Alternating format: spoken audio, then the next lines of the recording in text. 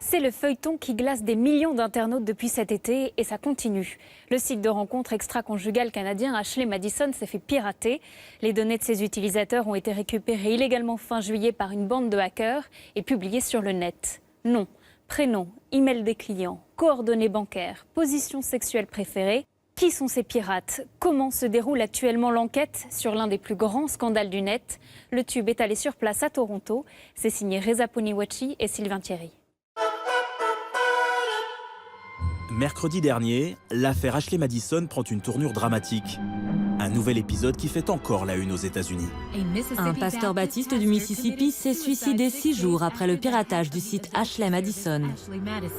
Un troisième suicide en moins de 2 mois, imputé au piratage de Ashley Madison. Le site d'infidélité embourbé dans un scandale qui ne finit pas de rebondir depuis juillet dernier. C'est le feuilleton médiatique de l'été qui a fait le tour du monde. Ashley Madison. Ashley Madison. Ashley Madison. Ashley Madison, ou l'histoire d'un hacking gigantesque. C'est l'un des plus importants piratages au monde. Plus de 30 millions d'utilisateurs recherchant discrètement l'adultère, dont les noms, pratiques sexuelles et adresses ont été jetés en pâture sur Internet, brisant des couples parfois en direct. Écoutez cet extrait d'une radio australienne dont les animateurs osent révéler à une auditrice que son époux est infidèle. His details have revealed, put it in, that he's actually on the website, Joe. Are you serious? Yeah, I'm sorry. Are you freaking kidding me? Yeah, yeah. Oh, these websites are disgusting. Mais c'est aussi un scandale qui révèle la face sombre des techniques utilisées par Ashley Madison, une entreprise puissante et redoutée. Toute personne qui est impliquée dans des accusations envers Ashley Madison lutte contre le diable. Derrière ce piratage, un groupe nommé Impact Team, inconnu jusqu'alors et activement recherché. Notre enquête commence à Toronto. C'est ici qu'est installé le siège social de Ashley Madison. College Street, dans le centre-ville. Nous nous rendons au quartier général de la police. Bonjour, ça va? Ravi de vous rencontrer. Voici Bryce Evans, commissaire de la brigade criminelle. Il a été chargé de diriger l'enquête. Aujourd'hui, toutes les informations passent par lui. Nous sommes dans le bureau de Bryce Evans, un inspecteur chevronné, 2 décennies de police criminelle derrière lui. Sous ses ordres, 20 officiers mènent l'enquête sur l'affaire Ashley Madison.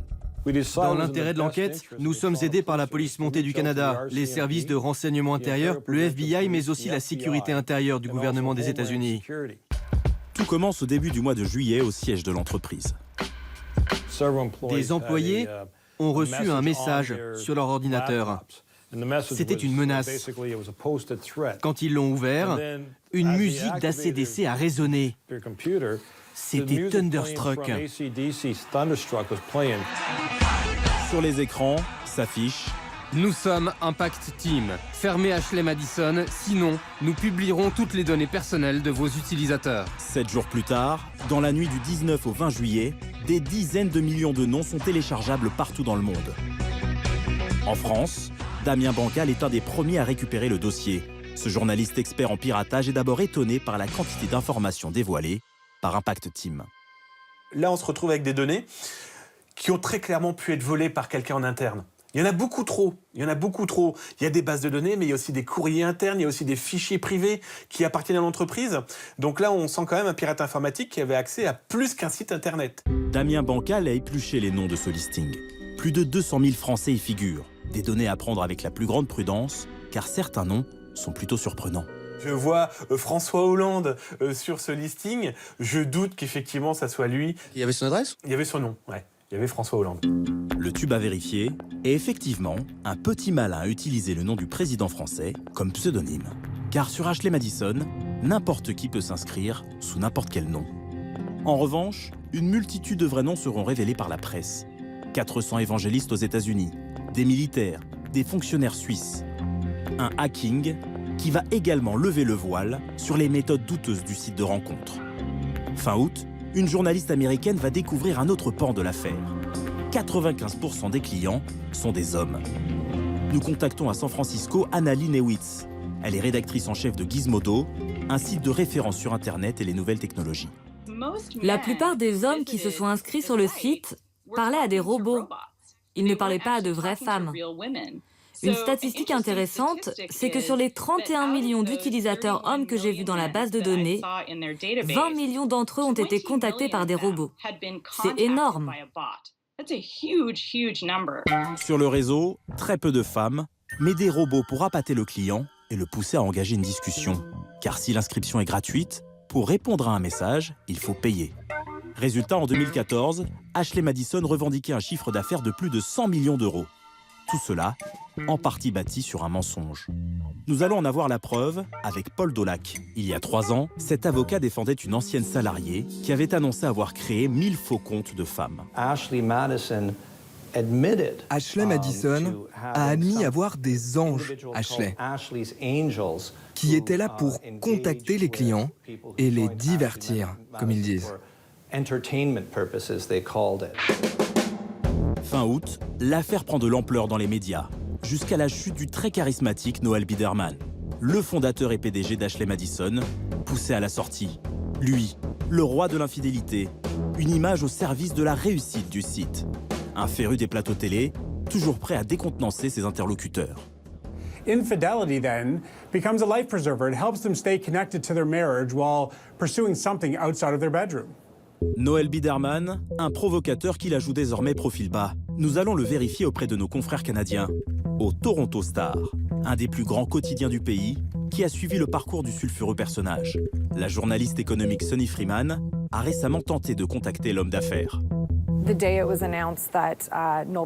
jour où la démission de Noel Biderman a été rendue publique, ils ont juste envoyé un communiqué de presse avec 2 paragraphes, c'est tout.